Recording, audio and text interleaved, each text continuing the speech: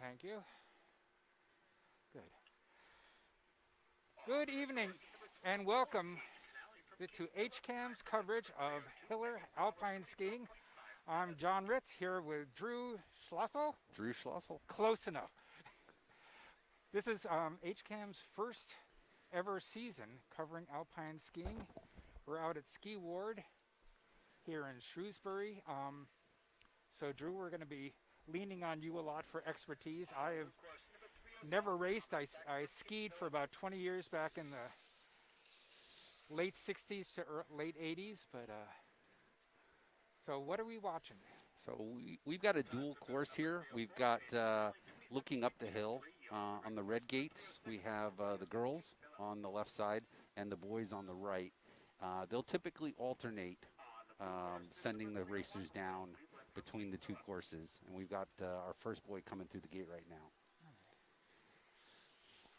So I'm going to leave the camera since they're coming down. You said every like 30, I had heard every 30 seconds they're sending somebody down. Give or take. I mean, it kind of depends. Typically, you'll probably see a skier every 15 seconds or so. And they do that so that a good rhythm helps the officials anticipate when they need to be looking at the gates and checking for any fouls.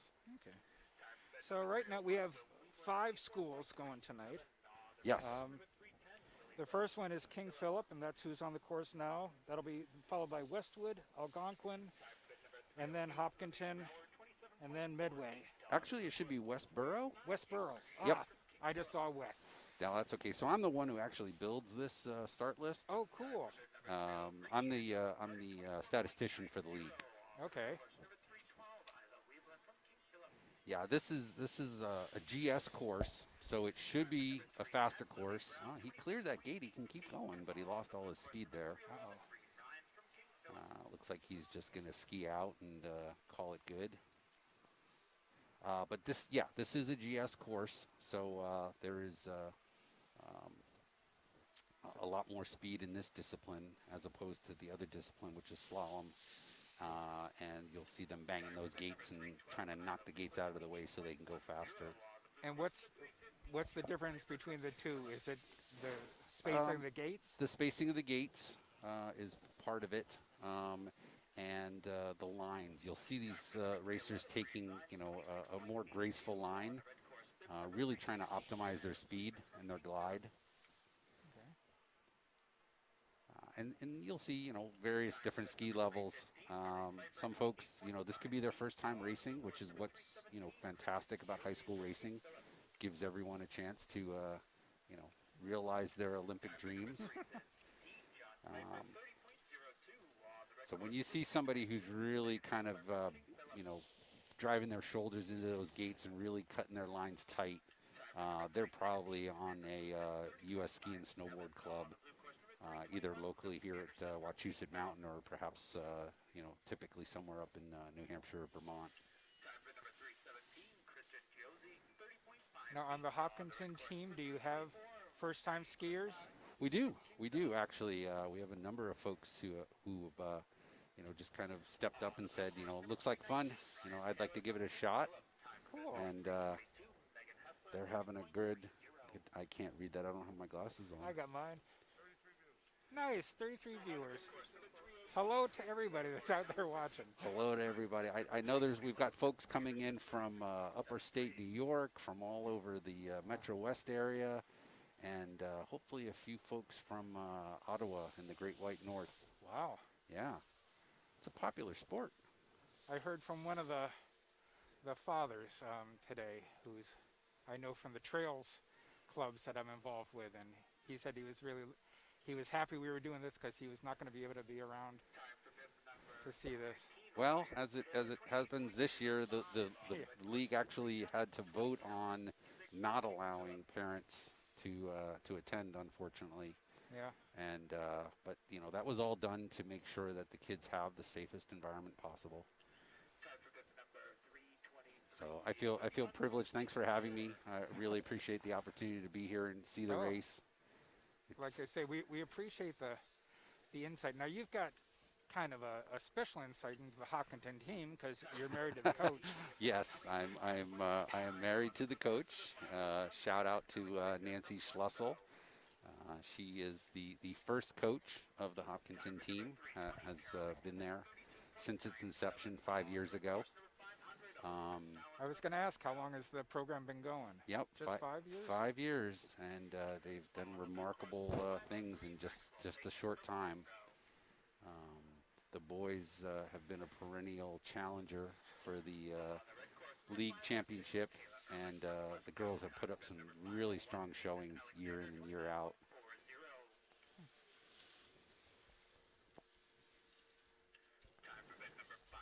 So as you can tell, right, it's nonstop, right? There's always somebody on course, and you know, a little quicker than the World Cup. Oh, and he just skied through the wrong spot. Oh well. So how is the timing done? So you see this gentleman coming through right here? Yep. So that is between the two timing eyes. That's kind of like the no man's land, if you will. Yep. They're told to go through there during practice, but during the race, you have to go between the eyes to get your time recorded. So the one gentleman who just came through, unfortunately, there's another one, and they're following the directions of their coach from the course preview, but not from the race. Now each racer does 2 runs. Good luck. Oh, okay. Hey, a shout out to Mike Terosian, who is leaving us now, but showed up tonight and helped us get everything set up. So thanks, thank Mike. you, Mike. Now there we go. Check out this guy here coming down the course, really leaning into those gates. So much so he's going to clip the things. Nice. So we'll see a nice time here on the blue course. Let's see what he posted. 23:92. Nice. That's a rocking time. I was going to say, I've been watching. They've been about 30 seconds. That's pretty fast. Anyway, you can actually swing the camera a little bit to get the timing clock in the shot. Yeah, I thought I might try to do that. Let me see if I can get that and not lose. Yeah, I think I'm going to lose too much of the I hear you. Okay. I figure the parents that are watching want to see the kids coming through the finish. So. Well, and if they want to see the time in real time, there's an online service called Live Timing. Really? And on Live Timing, they will be showing all the finish times as they're recorded in the timing shack. Got it. So if you're not familiar with Live Timing, tonight's a good time to check it out and bookmark that URL so you can use it for all the races going forward. Very cool. Now, even though the panel is knocked off those 2 gates, they still have to clear it in the right direction. They can't go between the 2 poles. That would be a foul. Yep. But you know, again, most of these guys and gals have learned the rules of ski racing. Oh, there we go. The other interesting thing about GS is that when you miss a gate like that, you can't climb back up. Oh, really? And finish the race. I was going to ask. In GS, there's a rule that when you come to a stop, you're done. You're done. Your race is complete. In slalom, the rule is you can come to a complete stop, more or less. I'm probably quoting that wrong, but and hike back up. Wow. If you go around the gate the wrong way or miss a gate. Yeah. But you would lose so much time. Oh yeah, you do. I can't imagine anybody really doing that unless you're really desperate. At that point, it's kind of a matter of pride. Yeah. And in some cases, if you know you're trying to score points for your team, and we can talk about scoring here in a second. You know, it is important to get 2 clean runs. So we've got Algonquin on the course now. So that means Westboro already went through. So Hopkinton should be coming up fairly soon. Yep. It's going to be a quick. It's going to be a quick run here. So we got 9:01.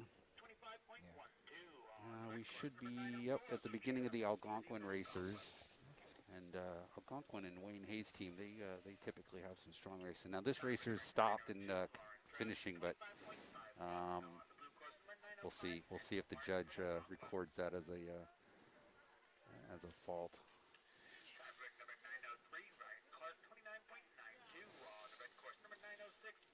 This is so incredibly satisfying to see the kids out here tonight racing. Shout out to Darrell Hay and Mount Ward for making this all come together. Yeah, we were supposed to go last week, and there just wasn't enough snow to even put the gates in. Yeah. You need a minimum depth to get those gates in. Those gates are actually engineered to respond to hits in a certain way that without the right depth, the gates won't work properly. Okay. And it becomes a safety hazard for the racers. So the people on the course, are they, what's their term? Are they judges, umpires? What are they? Yeah, so you'll see folks sprinkled kind of up and down the course on both sides. I'm seeing like 6 of them. Yep, those are gate judges. Gate judges. Their job is to make sure that people are going across the hill or going through the gates in the right fashion. They're also repairing the gates, as you can see. I was going to say, I'm watching them. Oh, we're managing to avoid the snow spray down here. Yeah.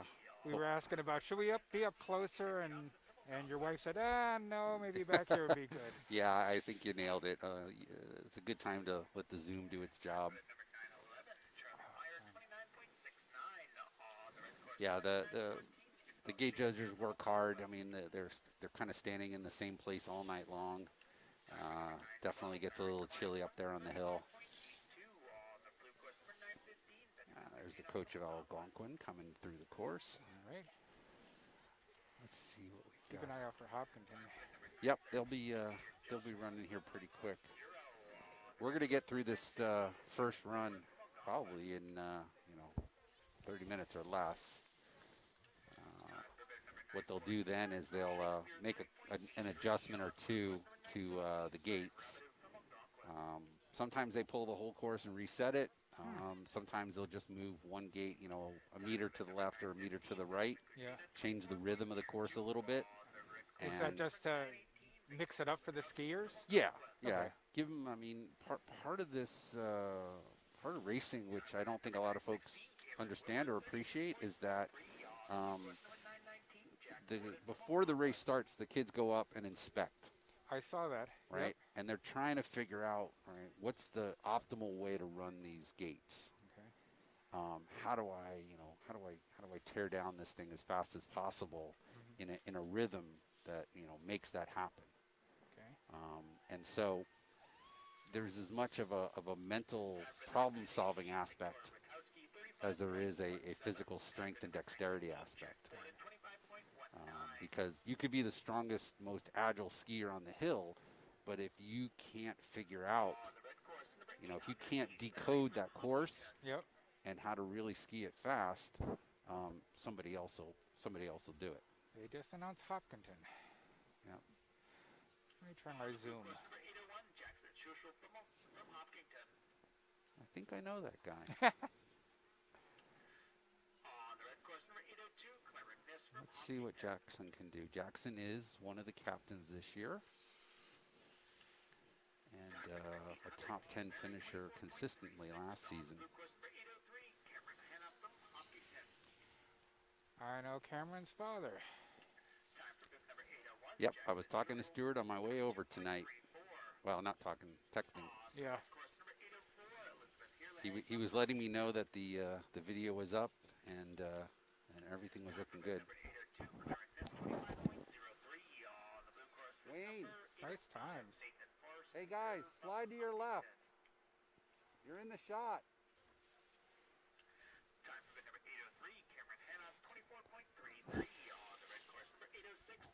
Ah, there we go. There's Stuart's son. Come on, Cam. Cam. Very nice.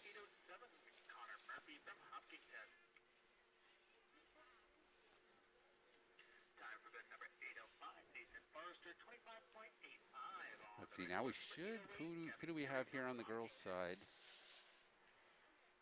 And that looks like Tori. Yes, it is. Nice job, Tori. It's hard to keep up now. These guys moving a little quicker than the first set of skiers we had.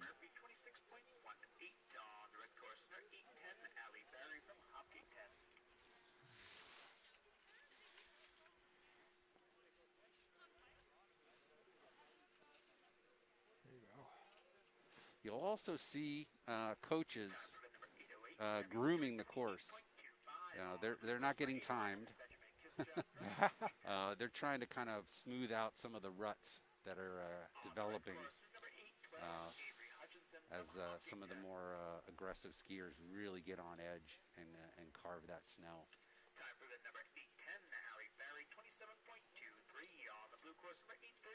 Oh, missed the gate.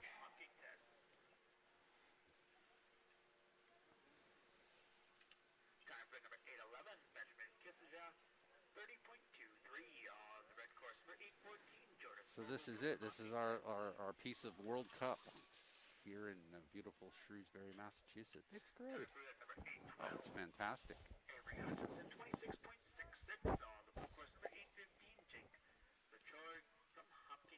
All right, let's get him.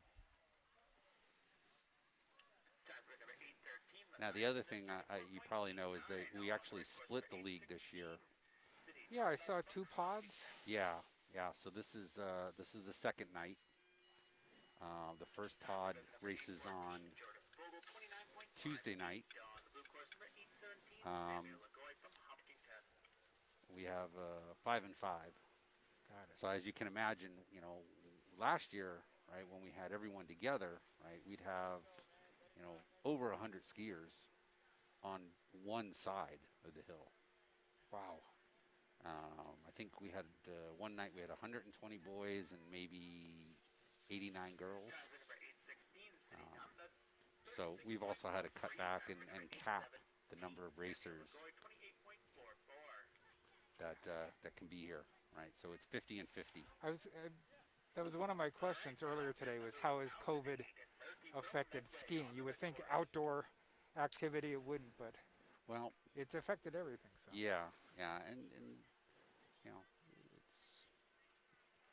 it's got to be smart. Got to be, I think the racers all understand that doing the right thing means that we still get to race. And that's a good thing. So we got 1,000. So we would be first. The girls are on the back of this. Oh, okay. I do have the girls on one side, boys on the other. Yeah. So I know Hopkinton was running 4th position, so we're almost done with the first run. Probably just another couple of minutes. Okay. Let's see if anybody lights up this course here. Yeah. So as you can tell, there's certain advantages to running earlier in the lineup.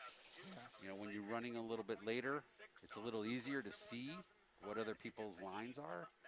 But you're also, if the ruts are really big, you wind up skiing in their ruts. Yeah, so you can't take your own line. No, which makes you appreciate the World Cup champs because oh my God, the best skier from the first run skis last on the second run, or I should say, has the kind of the worst starting position on the second run, and they still lay it down, right? They still just blaze through the course.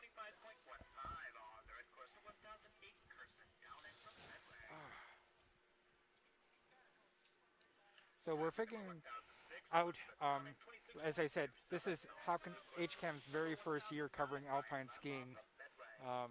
It may not look like this each week. I think we're going to adjust how we do it. I don't know if I'm going to do the static shot, follow skiers down, try to get we'll move it around, we'll get it, we'll figure it out as we go.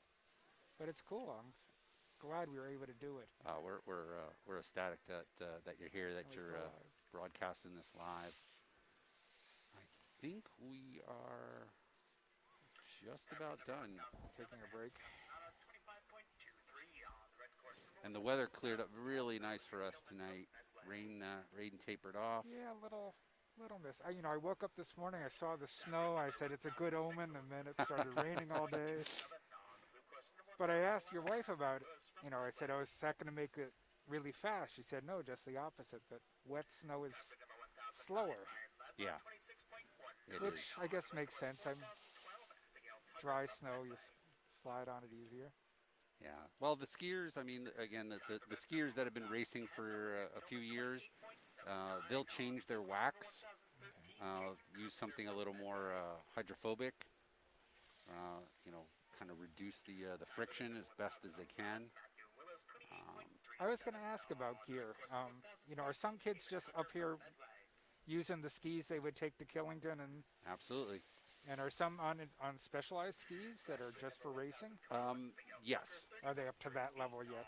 Yeah. There. I mean, if you've been racing on a club, for a year, 2, 10 years, I think, a bunch of folks on the Hopkinton team, as well as all the other teams, they've been racing for 8, 9, 10 years. Yeah. They definitely have very specific GS skis, which have a different radius than their slalom skis, which have a tighter radius Okay. for faster turning. Maybe specialized poles. They all have, as you can notice, racing helmets. That's a requirement. Yep. And yeah, I mean, you getting started in racing is just as easy as throwing on what you got, race what you got, And if you like it, if you really get into it, then best way to Yeah, like any sport, absolutely. you how much you want to invest in. Best. My suggestion though is hit the ski swaps in the fall. There's always great racing gear gently used for sale every season because people grow so fast. Sure. And brand new racing gear can be really expensive. Yeah, Trust me on that. I can imagine. I was thinking about it this morning. I first started skiing in like the late 60s or so, and I have pictures of myself with lace-up leather boots and the old leather runaway straps that you wrapped around your boot to keep the ski on, and all of those. And it progressed over the years. Just a little, yeah. Your skis were probably as straight as a ruler. They were horrible, yeah. You probably were on 195s, 200s, right? 'Cause Yep. back then the thinking was the more edge the better. Yep. Uh, Long time. there's our Hopkinton coach coming through. Looks like we're set for the first run.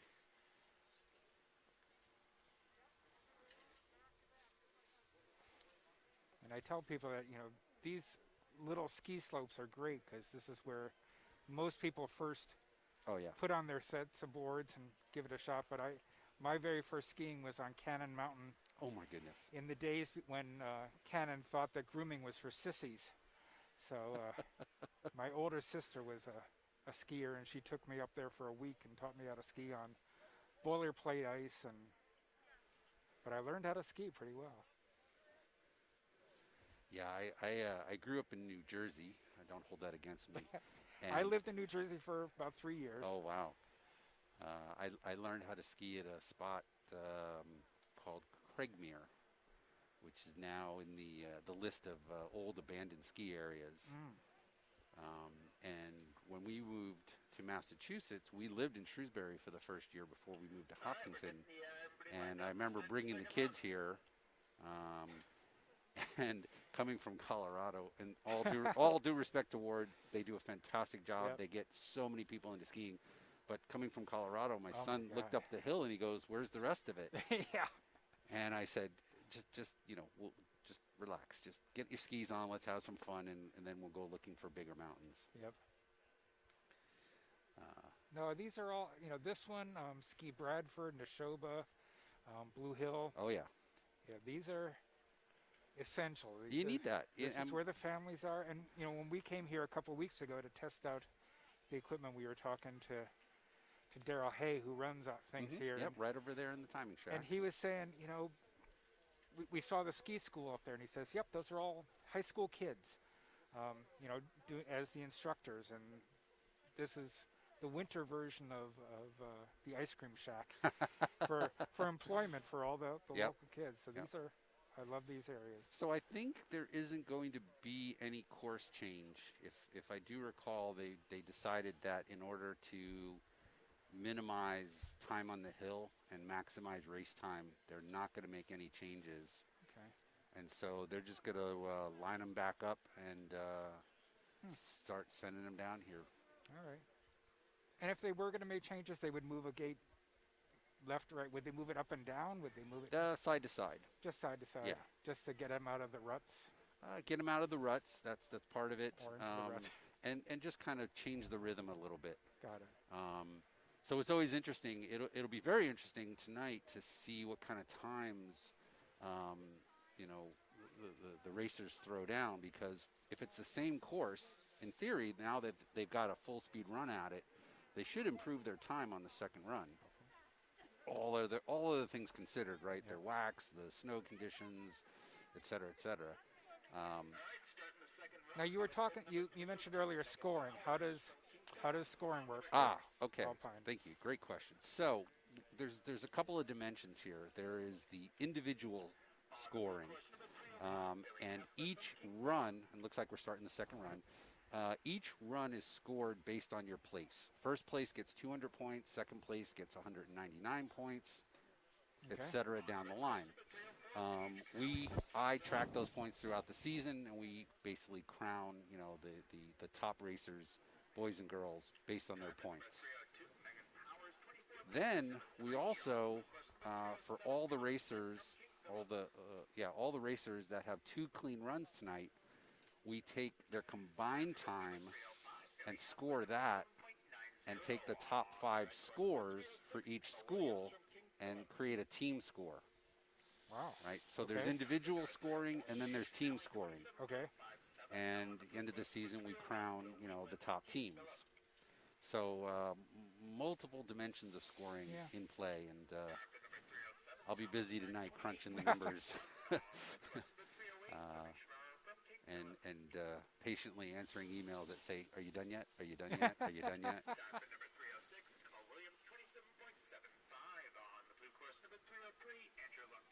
Now, it looks like the snow is holding up pretty well. I mean, I see a so. few deep ruts developing mid-hill. I can't obviously see up over the hill.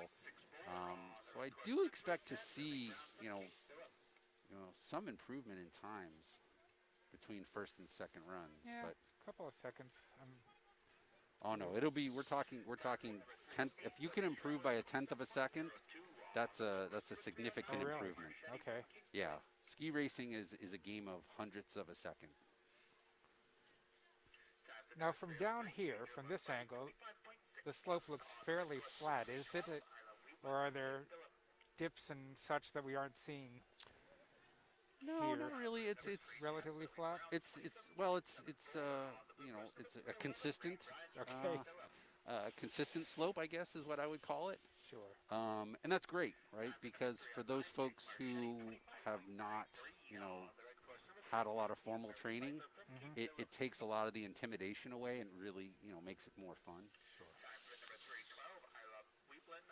I mean, again, if you look at some of the courses on the World Cup, you know, the gate judges would be there standing in crampons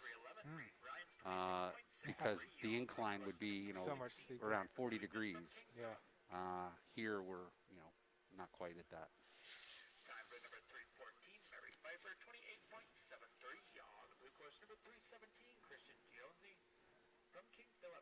Now the only the one of the reasons that we do the scoring the way we do is that every year there's traditionally been a high school championship, either at Wachusett or at Berkshire East. All right. But unfortunately this year that has already been called off, and we'll just be crowning you know, a divisional champ or divisional champions. That's sort of across the board. MIA said no championships for really any sports. Yep. Yep. That was, you know, that held in the fall, that right through the winter. Yeah. And then, you know, credit to them for doing all they are for trying to keep sports going. Yeah, it's been a change. HCAM's doing the basketball and the rules changes for those. Volleyball will be interesting to see Oh yeah. in a little while.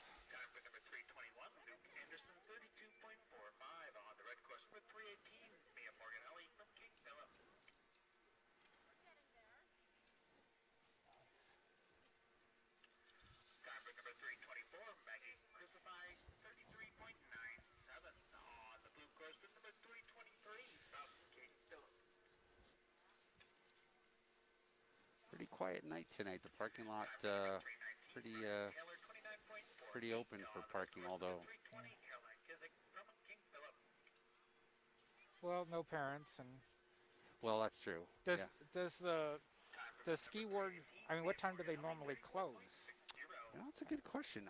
It's been I'm so long since I've been here. Kind of surprised they don't have the public using the second slope.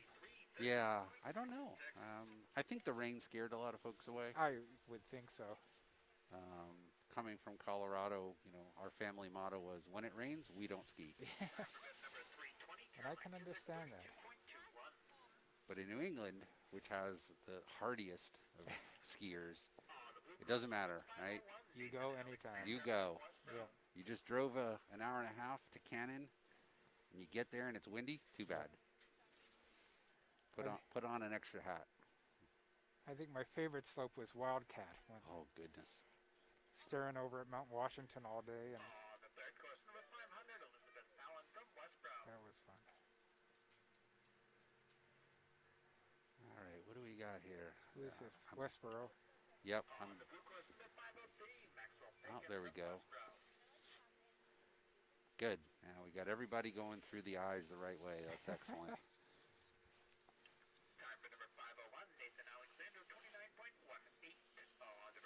Let's see what we got here for a time. 25:33. Nice time. Very nice.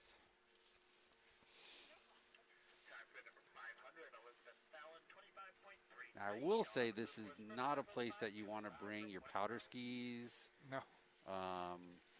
or your ultra wide, trick park skis. Yeah. I mean, they'll get you down the hill, but you definitely want to, I'll bring, consider your equipment if you want to go fast. I'll bring up my cross countries and nah. So I will say, a couple of years back, we used to go cross country skiing, backpacking in the White Mountains, Mm-hmm. and all my friends, we had all been downhill skiing, and it actually helped because you Oh, yeah. get going down some of the trails, and if you know how to do a turn, we still fell a lot, but Well, I think that's my my favorite, one of my favorite movie quotes for how to win a ski race. Go that way, really fast. If something gets in your way, turn. perfect. Yeah. So turning is important. Kind of helps, especially on this. We Ooh, got somebody there's somebody. burning up the front. Yeah, let's see what coming we got. through.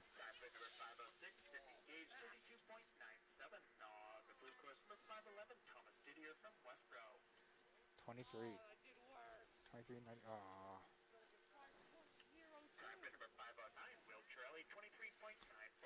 It's tricky. It's Oh. these conditions. We have somebody down. And I lost a ski. Yeah, they'll get it back Oh, yeah. as long as they get out of the way in the next 10 seconds.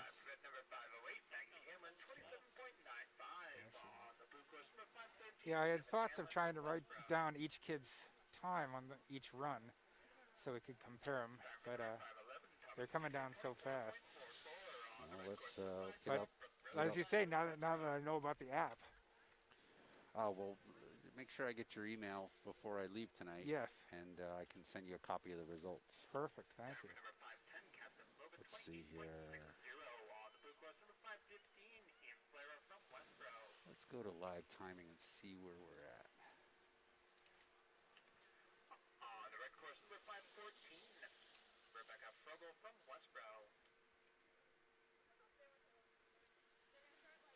I got somebody.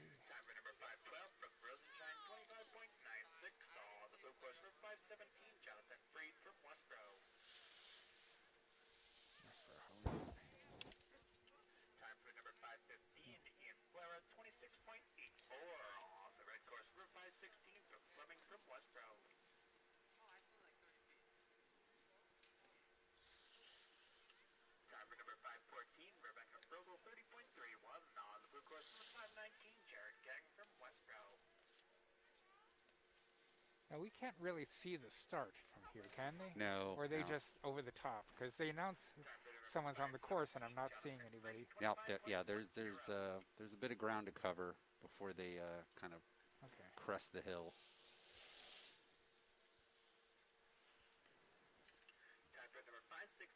And is there a starting ramp or a Yeah, gatehouse so they actually? Yep, Okay. there is a start house. I believe they were able to get enough snow put up there so they can use the start house, Oh, which good. is great because that extra little bit of gravity makes a big difference. And that's probably one of the other kind of unique things about this kind of racing. I think I said to you earlier, right? This is drag racing Yeah. because it's such a short course. So it really, you really got to generate your own speed, right? You really got to be pushing out of those corners, not just letting gravity do all the work. And you'll notice that some of these racers do a great job. They're gliding beautifully, making the most of what gravity can do for them. And you'll see some of the more aggressive skiers really pushing off on those skis, really taking the energy that they've stored. Yeah. Going into that corner and releasing it as they push off to get down to the next gate. Here comes somebody. Yep. That was a nice run. Let's see what they both. 24. Good job. Yeah, I was gonna ask. So what's the coach gonna? What's she gonna work with on the kids after this? What sort of advice would she? She's watching each one, so is she gonna say cut in closer, or what sort of tips can they get to speed things up? I think it's really an individual thing, right? For some folks, it's going to be, how well they use their whole ski, right? Yeah. For other folks, it's kind of probably some more minor refinement. It's a very there's so many variables, right? Are you over your skis? Are you turning on the front of your skis like you should be? The worst thing in the world, right, is to have your weight back, be turning on the tails of your skis, because then you're going to be constantly behind. There we go. And I gotta imagine it varies with your level of skill and experience. If you're already a pretty good skier, then it's gonna be smaller adjustments. Yeah. Will make a difference versus the basics. Yeah, and like I said earlier, a lot of the club racers, right? They are, they're coming into this with hundreds of hours of practice and coaching on their technique. Folks who are just kind of deciding, hey, I love to ski, I want to jump in. There's a long road ahead of them, which is great. Yeah. No, really, it's a great thing because they're going to become so much stronger, better, faster skiers on a ski team, studying with coaches that can really help them understand how to use their equipment, how to make the most of what gravity can do for them. Yeah. The people who owned the house before us, the few Signas, their kids were all skiers. And my daughter actually got a chance to meet her Oh, neat. 2 years ago. Wow.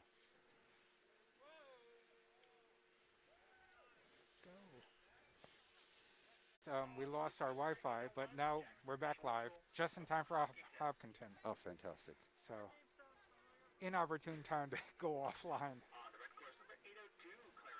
All right, let's see what we got here, JB. We got that one. So we'll go back to tighter coverage on the Hopkinton kids.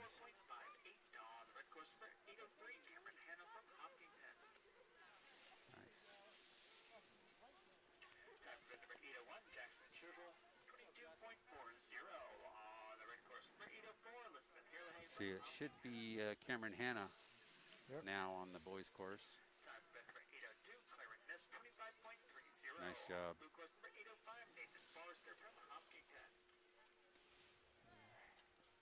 Going down the red course.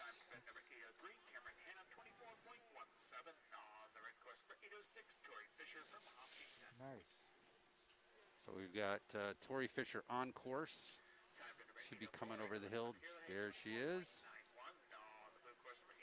So Tori is a great example of somebody who said, you know, I think this would be a lot of fun. Yeah. Had jumped in with both feet Oh, cool. and, you know, is loving it. At least that's what she tells me. Nice run. Yeah, great job. Who's this? Someone's coming in. So much so that Tori's captain on the team this year. Really? Yep. Good for her. Yep. Let's see who else we got. I need binoculars to see the. Yeah. 808. Gabby. Nice job, Gabby. And we have a bunch of seniors here tonight. We do quite a few actually. A lot of the seniors are 4-year seniors, right? They've been with the program since freshman year. That's special.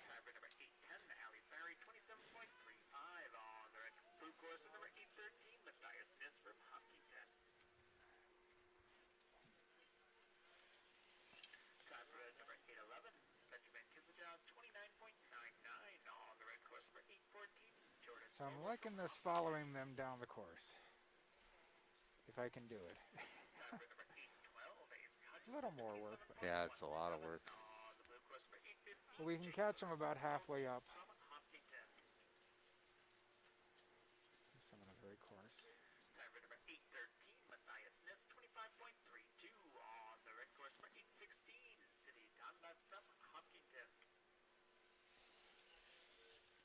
Maybe just for the Hopkinton kids. Because that's what we care about. But no, because everybody's watching this. It's been great. The access stations across the state are all doing the same thing because we're all under the COVID rules. Right. And they're all live streaming everything they possibly can. You know, Hopkinton's doing freshman basketball games. Sure. Oh, the track meets have been fantastic. Yep. I know. I mean, Hopkinton's such a huge running town. Oh yeah. My son was on the cross country team from 8th grade all the way up. Yeah, and a lot of the kids on the ski team also run cross country. Great way to keep the legs in shape, get them ready for the winter. Okay. And what will they move on to in the springtime? You know, some of them go back to track and do the distance events or field events. You know, it kind of depends. I know a few folks are into the ball and stick sports. Yep. And then there's other folks who just you know, jump on their bikes and start pedaling. Take a break. Yep.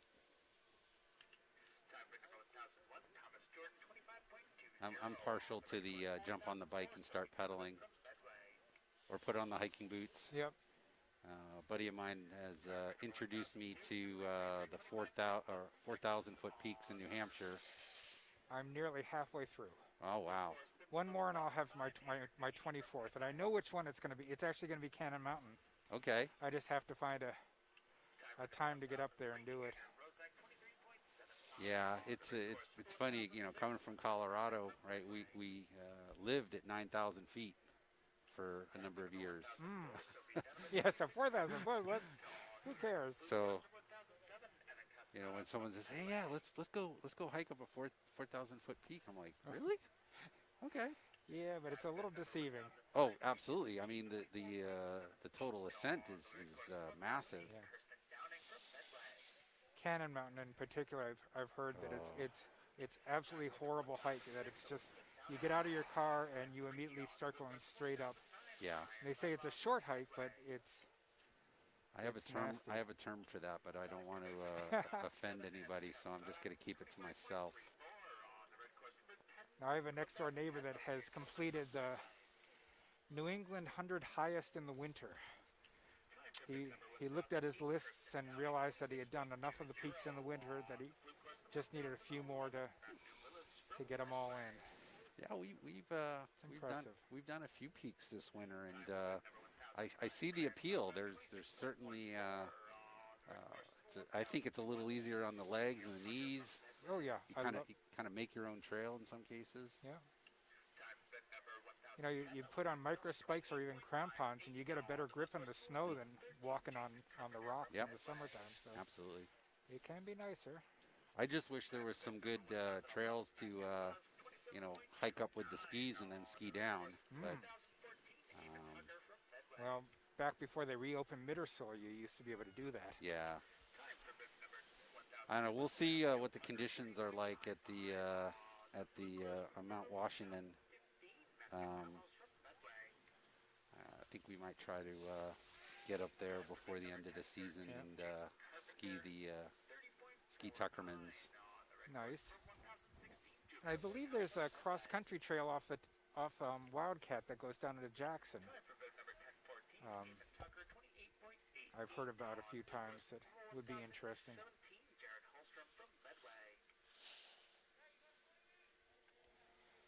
They almost finishing up.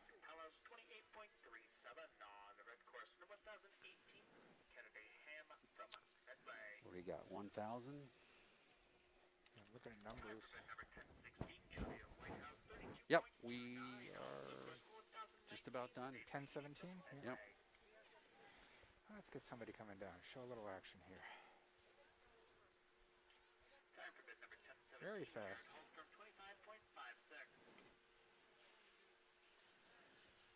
This is great. Fantastic job by Ward and the league, the coaches, and of course the racers. Yeah. Hard to have a race without them. Is that the last one?